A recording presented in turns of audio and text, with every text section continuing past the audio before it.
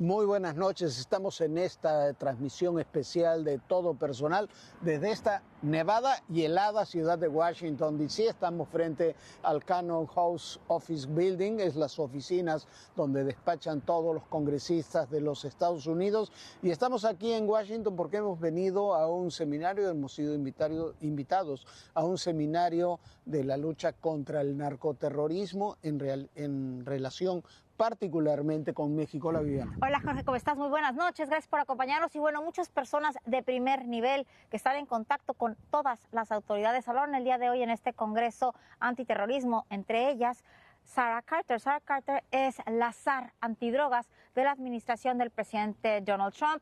Ella precisamente y particularmente dijo y habló sobre los riesgos del fentanilo, cómo hay que combatirlo y cómo ella personalmente platica todas las semanas con decenas de familias que han perdido a un ser querido por causa del fentanilo. Esto es lo que dijo Sarah Carter.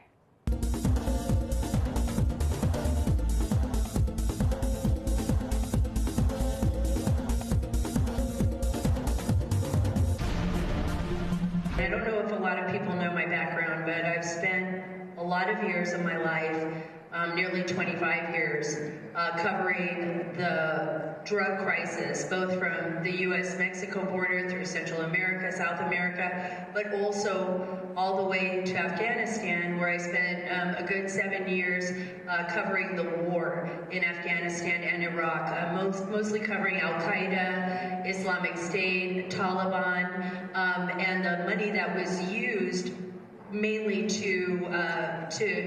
for these organizations to get their resources, their arms, their weapons, came from drug money. So I'm very familiar with this, and what is so stunning to me when you talk about how Biden was really pushing for this office, both Democrats and Republicans, and this is going way back to when William Bennett was the very first drug czar. Do you know how many people died of drug overdoses back then? In the United States, when everyone was really concerned about it, or were poisoned, roughly 9,000 to 12,000 deaths a year. Wow. Now we were looking at over 100,000 Americans a year losing their life. Losing their life, mostly like frogs slowly boiling in a pot, right? Because nobody would talk about it for a long while. It wasn't until we woke up and started to realize that it wasn't just in the inner cities, which was bad enough. We saw heroin in our urban communities, but it was the fentanyl poisoning that happened after the opioid crisis that was targeting Americans. So people would get a pill. You're a friend, a child, thinking it was an Adderall, thinking it was a Percocet, thinking it was an oxycodone, and they would immediately die. Why? Because the pill wasn't an Adderall or fentanyl, it wasn't an Adderall pill or a Percocet or an oxycodone, it was pure fentanyl and illicit fentanyl. And our adversaries, saw what was happening in the United States with the opioid crisis, and then they took advantage of that as a proxy war, and they weaponized it against us. A lot of them were just kids that took a pill and died. That, to me, is murder. That is not an overdose death. That is absolute murder. And so for us at the Office of National Drug Control Policy, and because, it is so important for us to look at this as a problem of a Western Hemisphere problem, not just the United States. We can talk about demand and blame each other all the time, whether it's demand, whether it's supply. But unless we work together, we're not going to fix this crisis. And it's not just a crisis for the United States, it's a crisis for everyone.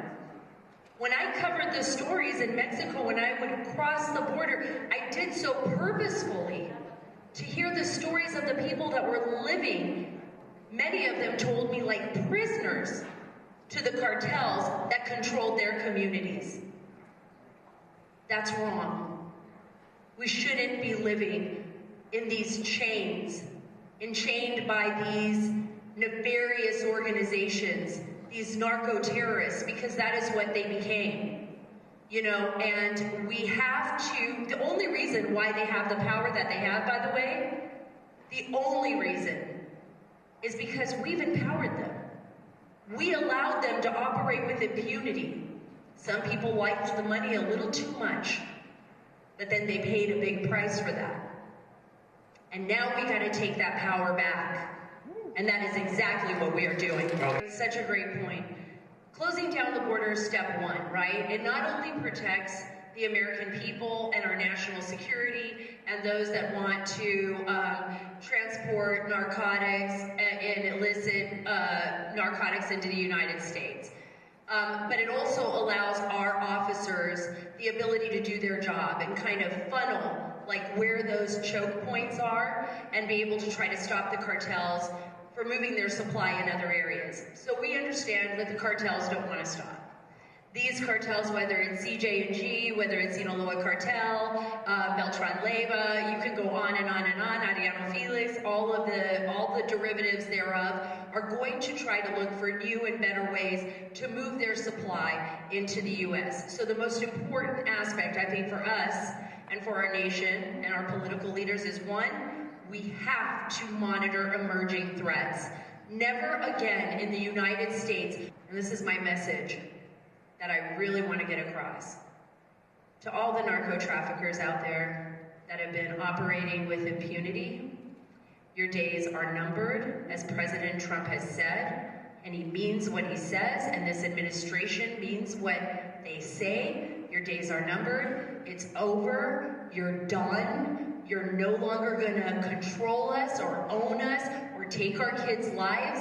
It's done, it's over for you.